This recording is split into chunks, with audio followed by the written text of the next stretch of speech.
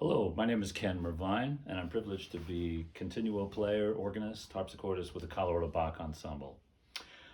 This weekend, I hope you can attend, we're doing three cantatas, three solo cantatas, BWV 82, Ich habe genügt, My Life is Fulfilled, for bass, solo bass singer. It also features oboe and some wonderful violin solo as well. Really some sublime melodies and some really powerful moments.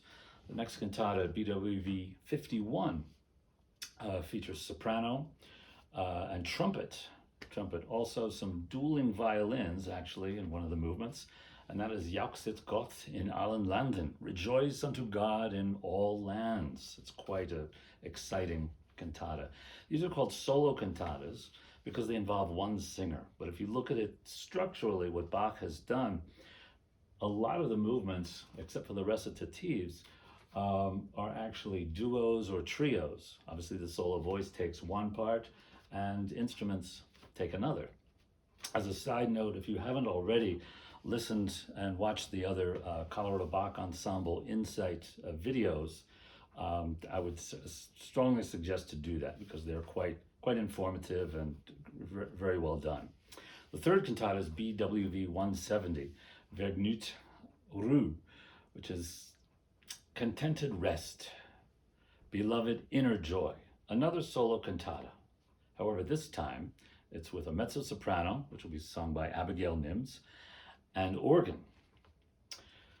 By the 1720s in North Germany, the organ by that time had established itself really as the sacred instrument par excellence. That said, in almost all of Bach's cantatas, its role is rather limited to that of what we call continuo playing, which is basically playing along with a cello, sometimes double bass, sometimes bassoon, to provide the harmonic and sometimes rhythmic foundation of everything that happens above that. This cantata is quite unique. First movement, it's rather pastoral setting. It paints a picture of a rather heavenly scene harmonically. The singer is praising to God, you are not amongst the sins of hell. Second movement, the feeling turns quite dramatically. This world is a place of sin, selfishness, hatred. And the central movement of this cantata, the third movement, here the organ becomes a melodic instrument. This cantata requires an organ with two keyboards because the organ part actually calls for two different sounds going on at the same time. It's what we call fugal in spirit, one voice imitating the first one that's introduced. But this movement is rather tortured. It's what we call tortured chromaticism. And the mezzo is singing, I feel 1,000 aches and pangs for those who have turned against you, O God, those who deride you, those who laugh at you. And there's motives in here imitating laughter, but it is not a happy movement. Just listen to some of the chromaticism here.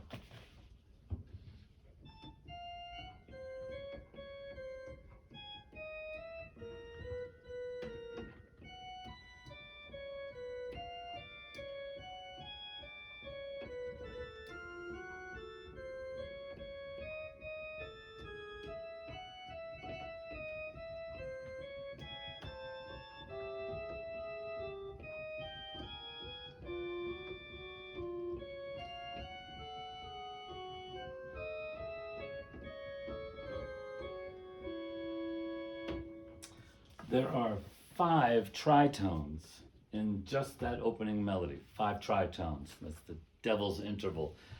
I think, but actually the most startling thing about this movement, if you look at the score, you have 2 lines for the 2 organ voices. You have a line for the mezzo to sing. The third line is usually for the basso continuo, the bass, the foundation. It's not there. What you do have is violin and viola playing in unison a single rhythmic line that establishes some harmony and some rhythmic pulse as we go through this movement. The foundation is missing. Scholars feel it's symbolic of God painting a picture of those that are detached, removed from God. Fourth movement, another recitative, wishing to live for God alone, love itself. And the fifth movement, another wonderful solo, take me away from this world, turn away from sin, to live at peace. And here, quite fascinating, even though it's joyous, it's very sprightly, the opening motive is a tritone. You're calling back that angst, if you will, but in a totally different manner. It's almost flying away.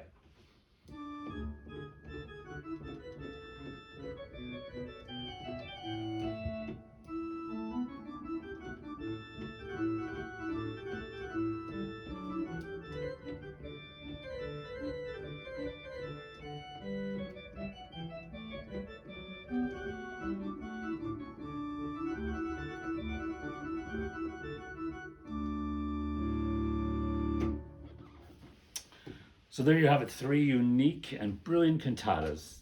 In each one, Bach takes us on a most splendid human and spiritual journey.